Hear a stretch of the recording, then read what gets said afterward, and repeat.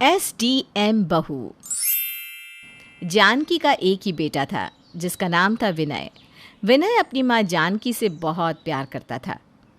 बाप को पता चला वो चिंटू नौकरी के लिए दिल्ली चला गया। भाई मैं तो थोड़े कम रुपयों में काम चला सकता हूँ, लेकिन ज़्यादा कमाने के चक्कर में अपनी माँ को छोड़कर नहीं जा सकता। न जाने कौन से जन्म में मोती दान किए थे मैंने, जो तेरे जैसा बेटा मेरे घर पैदा हुआ। आज के ज़माने में तू मुझसे इतना प्यार करता है कि अपनी तरक्की छोड़ माँ को चुन रहा है। तो क्या हुआ माँ, देखना मेरी पत्नी आपके पैर धोकर पिएगी। अपनी माँ को देवी की तरह रखूँगा मैं। विनय ने नौकरी करने के लिए शहर जाने का विचार बिल्कुल छोड़ दिया था, लेकिन अब समस्या ये थी कि इस छोटे से कस्बे में काम करे भी तो क्या करे। विनय अभी सोच ही रहा था कि दिल का दौरा पड़ने से विनय के पिताजी की अचानक मौत हो गई। बेटा, तेरे पापा की सरकारी नौकरी थी। सरकारी नियमों के हिसाब से अब तू उनकी नौकरी पा सकता है। मेरी बात मान और तू ये नौकरी कर ले। वैसे भी सरकारी नौकरी को यूं ही थोड़े ना मिलती है। माँ की बात सुनकर विनय पिता की नौकरी ज्वाइन कर लेता है। विनय की सरकारी नौकरी लगने की खबर सुनते ही पास के और दूर के रिश्तेदार अब उसके लिए रिश्ते भेजने शुरू कर देते हैं। विनय, देख तो बेटा ये लड़की कितनी सुंदर है, ग्रेजुएट है और इसके पिता भी तुम्हारे पिताजी के पुराने जानने वाले हैं। कहे तो इसी के साथ तेरा रिश्ता पक्का करवा दूँ। लेकिन माँ, लड़की तो मुझसे ज़्यादा पढ़ी हुई है। अरे तो क्या हुआ? अरे मतलब तुम अब सरकारी नौकरी में हो, तुम्हें पता भी है सरकारी दामाद कैसे मिलते हैं। पूरे 5 लाख नगद, हीरो होंडा और 10 तोला सोना भी देने को तैयार है लड़की वाले। अच्छा, तो लड़की को मैं पसंद हूँ? मतलब वो पसंद कर लेगी मुझे? अरे तुम तो एकदम गौ हो सच में। खुद को किसी से कम समझते हो क्या बेटा? जब रिश्ता उन्होंने भेजा है तो सब देख समझ कर ही भेजा होगा ना। माँ की बात सुनकर विनय मन ही मन बड़ा खुश हो जाता है। कीर्ति सच में बहुत सुंदर थी। जल्दी ही कीर्ति और विनय की शादी हो जाती है और कीर्ति विनय के घर आ जाती है। कुछ दिन बाद, आप सरकारी नौकरी में हैं तो कुछ खर्च बीवी पर भी कर लिया कीजिए। सारा पैसा माँ के हाथ में थमा देती हूँ, मेरे भी तो कुछ खर्चे होते हैं। अरे ऐसी बात नहीं है, अब जितनी तनख्वाह है उसमें माँ किसी तरह घर चला रही है। कुछ बचता ही कहाँ है जो मैं तुम्हें दे पाऊँ। शादी के समय तो तुम्हारी माँ ऐसे सरकारी नौकरी की ढोल बजा रही थी जिससे न जाने कौन सा कुबेर का खजाना मिलता है तुम्हें। अगर इस नौकरी से घर नहीं चल रहा तो कोई ढंग की नौकरी ढूंढो। तुम ऐसा करो, दिल्ली जाकर कोई अच्छी सी नौकरी कर लो। देखो कीर्ति, चाहे जो भी हो जाए, मैं अपनी माँ को छोड़कर कहीं नहीं जाने वाला। अगर ऐसी बात है तो फिर मुझे ही नौकरी करने के लिए घर से बाहर निकलना पड़ेगा, क्योंकि तुम्हारे मुट्ठी भर पैसों में घर तो चलने से रहा। क्या कहा? तुम नौकरी करोगी? मैं तुम्हें घर में इसीलिए लेकर आया हूँ कि तुम मेरी माँ की सेवा करो, उसके पाँव दबाओ, उसे अच्छा अच्छा खाना बनाकर खिलाओ, ना कि मर्दों की तरह बाहर निकलकर नौकरी करो। विनय और कीर्ति की बात उसकी माँ जानकी सुन लेती है। बेटा, बहू पढ़ी लिखी है, अगर वो भी घर के खर्चे में हाथ बटाना चाहती है तो इसमें बुराई क्या है। ठीक है कीर्ति बेटा, अगर तुम नौकरी करना चाहती हो तो कर सकती हो, हम तुम्हें रोकेंगे नहीं। मैंने तो पिताजी से पहले ही कहा था मैं सिविल सर्विसेज करना चाहती हूँ, मुझे अभी शादी नहीं करनी, लेकिन पिताजी ने मेरी एक नहीं सुनी। अगर तुम वास्तव में तैयारी करना चाहती हो तो ठीक है, मैं तुम्हारे साथ हूँ। अरे ऐसे कैसे करेगी तैयारी?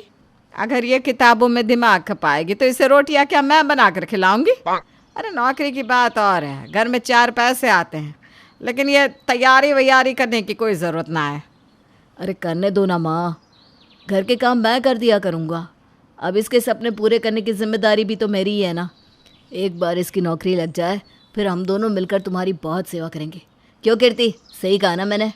अब हाँ हाँ बिल्कुल ठीक कहा। जानकी को विनय की बात रास तो नहीं आई, लेकिन इकलौते बेटे को वो ज़्यादा कुछ कह नहीं सकी। कीर्ति घर के कामकाज छोड़कर पढ़ाई में जुट गई।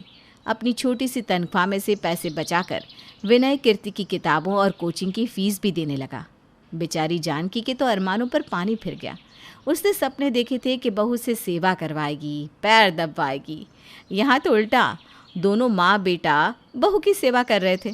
खैर, बहू की नौकरी लगने के अच्छे दिन आएंगे, इस उम्मीद में धीरे धीरे समय बीतने लगा और 2 साल के बाद सिविल सेवा का रिजल्ट घोषित हुआ। माँ माँ, मैं तो खुशी से पगला रहा हूँ। कीर्ति एसडीएम बन गई माँ। हमारी कीर्ति पूरे जिले की महारानी हो गई। विनय पागलों की तरह नाच रहा था और कीर्ति को विनय के इस तरह नाचने से कुछ अजीब महसूस हो रहा था। विनय, क्या शोर शराबा मचा रहे हो? पड़ोस के लोग जमा हो रहे हैं, ज़्यादा हो हल्ला मत करो, नहीं तो मीडिया वाले आ जाएंगे। अरे बहू, खुशी की बात है ये तो, और मीडिया से हमें कोई डर थोड़ी ना लगता है। मैं ही न्यूज़ वालों को बताऊंगी कि मैंने कितनी मुश्किलों से अपनी बहू को एसडीएम बनाया है। हाँ। अच्छा, क्या बताएंगे आप लोग कि इस एसडीएम का पति एक चपरासी है और सास अनपढ़? कीर्ति, ये कैसी बात कर रही हो तुम? देखो विनय, आवाज़ नीची रखकर बात करो। और मैंने जो कहा ठीक कहा। अपना मजाक उड़वाना चाहते हो क्या तुम? खैर, तुम्हारी तो कोई इज्जत है ही नहीं, लेकिन मेरी बहुत इज्जत है आज समाज में। प्लीज़ हाथ जोड़ती हूँ, ये ढोल पीटना बंद कर दो कि कीर्ति वर्मा तुम्हारी पत्नी है। इतना कहकर कीर्ति पैर पटकती अंदर चली जाती है। देख लिया ना तूने बीवी को सर पर बिठाने का नतीजा। अरे मुट्ठी भर तनख्वाह से पेट काट काट कर तूने इसे अफसर नहीं बनाया, और आज ये तुझे ही आंखें दिखा रही है। रहने दो माँ, ठीक ही कहती है वो। बिना बात मीडिया वाले इस बात पर गला फाड़ फाड़ कर चिल्लाएंगे कि चपरासी की बीवी एसडीएम बन गई। जैसे चपरासी इंसान ही नहीं होते। शायद उसका लहजा गलत था, लेकिन बात तो सही थी। मुझे तो इसके लक्षण कुछ ठीक नहीं लगते बेटा, बाकी तू देख ले। कुछ दिन बाद कीर्ति ड्यूटी ज्वाइन कर लेती है। वो अक्सर बड़े बड़े अफसरों के साथ पार्टी में जाती, लेकिन कभी भी विनय को अपने साथ नहीं ले जाती। उसने रिश्तेदारों से मिलना जुलना भी बिल्कुल बंद कर दिया था। एक दिन कीर्ति अपनी माँ को फ़ोन करती है।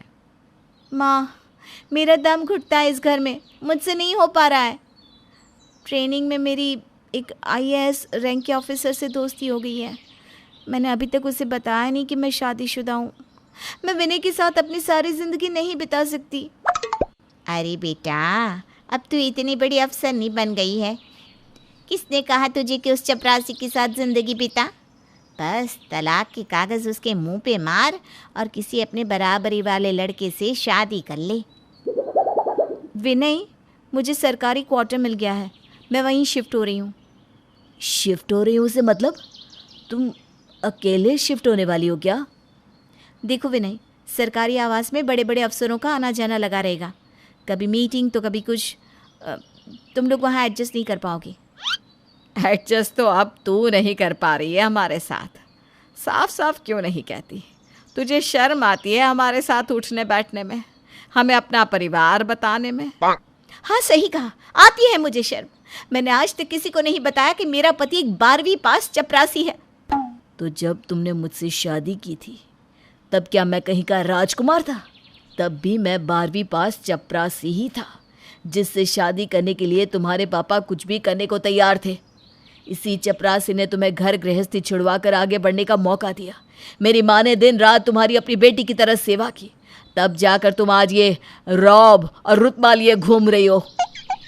कौन सी सास बहू को बनाकर खाना खिलाती है, उसके कपड़े धोती है, बर्तन साफ करती है। हमने तुझे सर पर बिठाया और तू हमें ही तेवर दिखा रही है। तुम लोग बात बात पर अपनी औकात दिखाने लगते हो। अरे सीधी सी बात समझ में नहीं आ रही क्या? खैर, एक चपरासी से इससे ज़्यादा उम्मीद भी नहीं की जा सकती। मुझे लगता है अब हम साथ नहीं रह पाएंगे। मेरी और तुम्हारी कोई बराबरी नहीं है, इसलिए चुपचाप मुझे तलाक दे दो और जीने दो मुझे। वाह बहुरानी वाह, तूने तो मिसाल कायम कर दी। अगर दुनिया में हर कोई तेरी तरह हो जाए ना, तो कोई पति अपनी पत्नी को आगे नहीं बढ़ने देगा। जानकी की बातों को अनसुना करके कीर्ति ने तलाक के कागज़ विनय की तरफ बढ़ा दिए। पूरी तैयारी कर रखी है तुमने तो। लगता है मुझसे तुमने शादी की ही इसलिए थी ताकि मेरा इस्तेमाल कर सको। हाँ, जो सोचना है सोच लो, इसे साइन करके भिजवा देना, नहीं तो मेरी पावर्स तो जानती ही होगी। इतने पढ़े लिखे तो हो ही तुम।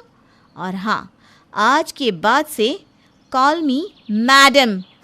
विनय और जानकी आंखों में आंसू भरकर कीर्ति की ओर देख रहे थे, लेकिन कीर्ति अब बदल चुकी थी।